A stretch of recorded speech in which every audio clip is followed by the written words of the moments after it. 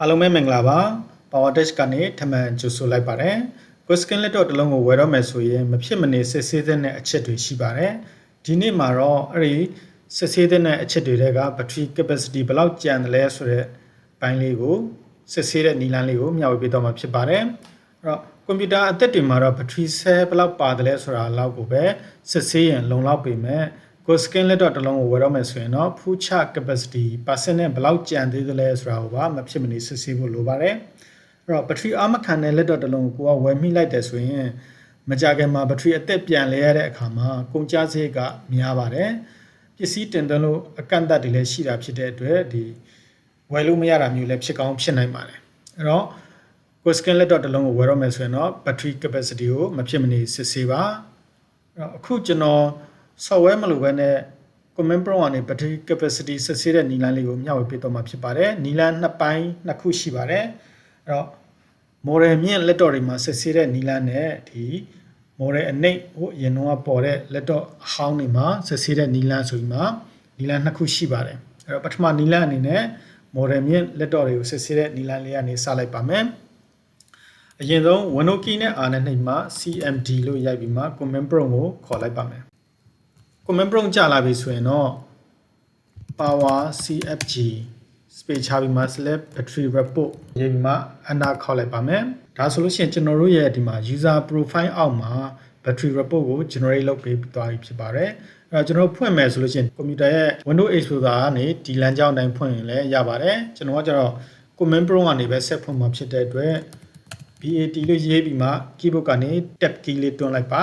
battery dash report.html ဆိုတာလေးပေါ်လာပြီဆိုရင်အနားခေါက်လိုက်ရင်ရပါပြီဒါဆိုလို့ရှိရင်ကျွန်တော်တို့ရဲ့ default browser နဲ့ battery report ဖွင့်ပေးတော့တာတွေ့ရပါမယ်အောင်နာလေးကိုဆက်ဆွဲလိုက်မယ်ဆိုရင် install battery ရဲ့အောက်မှာဒီမှာ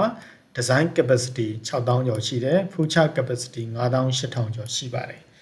ဒီရဲ့နောက်မှာ MWH ဆိုတာကျတော့ milliwatt hour ဖြစ်ပါတယ်1000 milliwatt hour ကို1 watt hour ရှိတာဖြစ်တဲ့အတွက်အဲ့တော့လက်ရှိ watt hour ကိုသိချင်တယ်ဆိုရင်1000နဲ့စားလိုက်ရင်လက်ရှိ capacity ကို1000နဲ့စားပေးလိုက်ရင်ရပါတယ်အဲ့တော့ calculator ခေါ်လိုက်ပါမယ် okay 1000နဲ့စားလိုက်ပါမယ်ဒါဆိုရင်လက်ရှိ watt hour က 58.7 watt hour လောက်ရှိပါသေးတယ်ပေါ့နော်ဒါဆိုရင် battery ကတော်တော်လေးကောင်းသေးတယ်လို့ပြောလို့ရပါတယ် battery health ကကောင်းသေးတယ်ပေါ့နော်Okay ဟုတ်ပြီကျွန်တော်တို့က battery capacity ကို percent နဲ့သိချင်တာဆိုလို့ရှိရင်တော့ full charge capacity ကိုတည်ပြီးတော့မှ 58787 ကိုတည်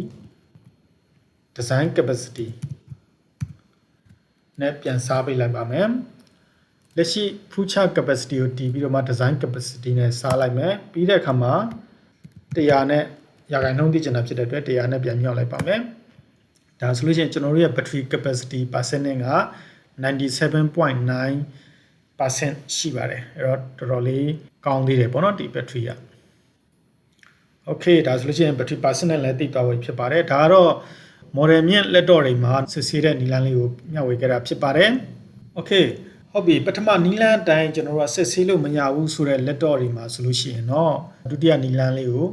ဆက်ပြီးမှကြည့်လိုက်ပါအဲ့ဒုတိယနည်းလမ်းကကြတော့ Comment Pro ကို administrator mode နဲ့ဖွင့်ရမှာဖြစ်ပါတယ်အဲ့တော့ Windows ရဲ့ search box ကနေ CMD လို့ရိုက်လိုက်ပါမယ် Comment Pro ပေါ်လာပြီဆိုတော့ right click နှိပ်မှာ run as administrator ဆိုတာလေးကိုနှိပ်မှာဖွင့်ပေးလိုက်ပါမယ်အဲ့ဒီအဆင့်မှာဒီ user account control က yes or no မေးရင်တော့ yes ကိုနှိပ်ပေးပြီးမှခွင့်ပြုပေးလိုက်ပါ Okay အဲ့တော့ဒုတိယနည်းလမ်းကဒီမှာ administrator mode နဲ့ဖွင့်ရမယ်ပြီးတဲ့အခါမှာ power CFG ရှေ့ရတာအတူတူပါပဲခုနနဲ့အတူတူပဲနောက်မှာ select energy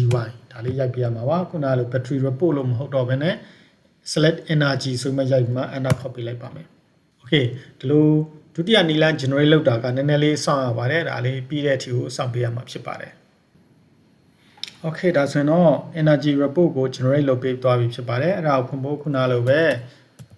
energy report ဖြစ်တဲ့အတွက် energy လို့ရိုက်ပြီးမှ keyboard ကနေ tab key လေးတွန်းလိုက်ပါမယ်ထပ်တွန်းလိုက်ပါမယ်ထပ်တွန်းလိုက်ပါမယ်energy dash report.html ပေါ်တဲ့အထိ tab key လေးကိုတွန်းပေးလိုက်ပါပြီးရင်တော့ enter ခေါက်လိုက်ပါ Okay ဒါဆိုလို့ရှိရင်တော့ energy report ကြာလာပြီဖြစ်ပါတယ်ပထမက error message တွေနောက်ထပ် warning message တွေကိုကြော်လိုက်ပါ scope bar နဲ့အောက်ထိဆက်သွားလိုက်ပါ အောက်ခြေနားလေးမှာတော့ဒီမှာ battery information ဆိုတာလေးရှိပါတယ်အဲ့မှာကျွန်တော်တို့ရဲ့ battery capacity ဘယ်လောက်ရှိသေးတယ်လဲဆိုတာဒီမှာကြည့်လို့ရပါတယ် Okay ဒါကတော့ဒုတိယနီလန်းဖြစ်ပါတယ်ပထမနီလန်းနဲ့မရဘူးဆိုလို့ရှိရင်တော့ဒီနီလန်းနဲ့စမ်းကြည့်ပါအဲ့တော့ဒီနီလန်းကတော့ generate လုပ်တဲ့အခါမှာနည်းနည်းလေးစောင့်ရတဲ့အတွက်နည်းနည်းလေးကြာတတ်ပါတယ်ဒါကြောင့်မို့ပထမနီလန်းနဲ့ဦးစားပေးစမ်းကြည့်ပါပထမနီလန်းမရဘူးဆိုရင်တော့ဒီနီလန်းကိုသုံးပြီးမှစမ်းကြည့်လိုက်ပါမိတ်ဆွေတို့အနေနဲ့ဒီနီလန်းနှမျိုးကိုသိထားမယ်ဆိုလို့ရှိရင် battery စစ်ဆေးတဲ့ software တွေမလိုဘဲနဲ့ battery capacity ကိုကိုယ်တိုင်စစ်ဆေးလို့ရသွားပြီဖြစ်ပါတယ်အဲ့တော့ဗီဒီယိုလေးကိုအဆုံးထိကြည့်ပေးတဲ့အတွက်ကျေးဇူးတင်ပါတယ်နောက်ထပ်လေ့လာစရာတွေကိုစစ်ကြည့်လို့ရဆိုရင်တော့ကျွန်တော်တို့ရဲ့ Power Tech Facebook page လေးကို like and follow လုပ်ပြီးမှအားပေးလို့ရပါတယ်နောက်ထပ်ဗီဒီယိုတွေမှာကျွန်တော်တို့ပြန်တွေ့ကြပါမယ်အားလုံးပဲကျေးဇူးတင်ပါတယ်